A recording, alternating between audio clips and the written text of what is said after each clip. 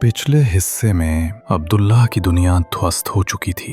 उसके गांव में एक झूठा मुकाबला हुआ जिसने उसकी उम्मीद छीन ली, उसके ख्वाब का मजाक उड़ाया और उसे टूट कर रख दिया। मगर जब उसके सीने की आग बुझने को थी, तकदीर ने सबसे अजीब जगह से दस्तक दी। उसके वालिद का टूटा फूटा पुराना फोन। उसी स्क्रीन पर उसने पहली बार एक हकीकी रास्ता देखा। The goal pro crown league, पेशेवर, मुनज़्ज़म, एक ऐसा दरवाजा जो उसके लिए नामुमकिन लगता था। पहली दफा अब्दुल्लाह ने सिर्फ ख्वाब नहीं बल्कि एक मौका देखा। तीसरे हिस्से का समापन एक लड़के पर हुआ जो स्क्रीन को घूरते हुए हल्की सी सरगोशी में कह रहा था कि वो दोबारा लड़ने के लिए तैयार है। मगर ख्वाब चाहे जितना मजबूत हो, वो तन्हा खड़ा नहीं रह सकता। लीग में दाखिला लेने के लिए अब्दुल्लाह को सिर्फ जुनून नहीं बल्कि एक जत्था चाहिए था, और यही उसकी नई जंग थी। उसने शुरुआत उन लड़कों से की जिनके साथ वो बचपन से धूल भरे मैदानों में खेलता रहा था, जिन्होंने कभी उसकी चालों पर ताली बजाई थी। वो उनके पास यकीन के साथ गया, उन्हें लीग के बारे में बताया, उस मौके के बारे में जो उन्हें भूली बिसरी बस्तियों के नामालूम खिलाड़ियों से बढ़ाकर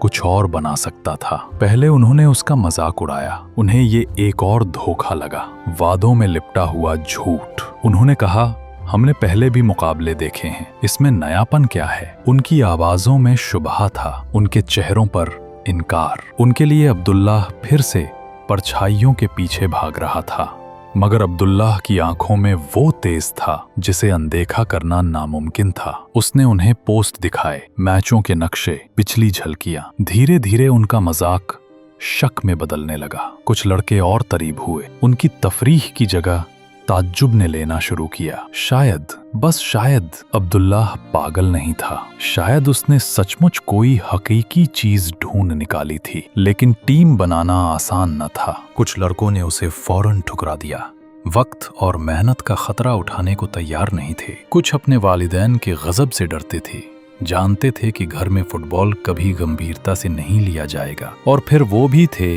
जो ऐसी जमानतें चाहते थे जो अब्दुल्लाह दे ही नहीं सकता था। बूट्स, किट्स, खर्चात जिनका उसके पास कोई जरिया न था। हर इनकार उसके कांधों पर एक नया बोझ था, एक और याद दिलाने वाला कि वो सचमुच कितना अकेला है। घर पर दबाव और भी सख्त हो गया।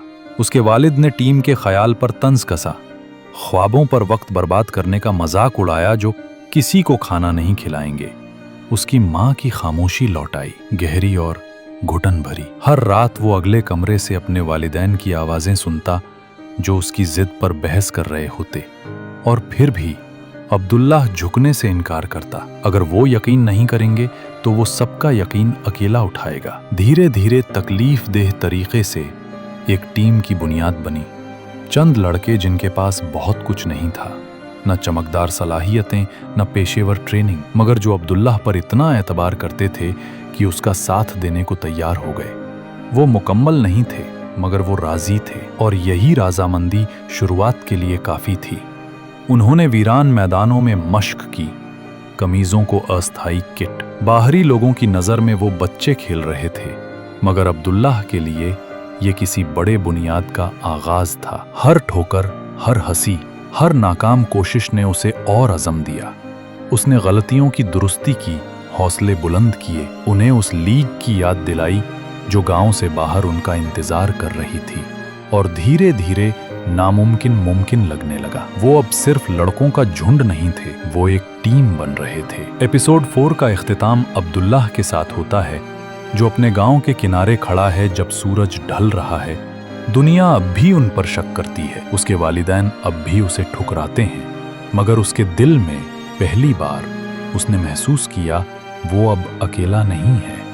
सामने का रास्ता खौफनाक, नामालूम और लड़ाइयों से भरा हुआ था, मगर अब्दुल्लाह के पास वो चीज थी जिसकी उसे सबसे ज्यादा जरूरत थी। एक टीम जो उसके साथ आग में कदम रखने को तैयार थी।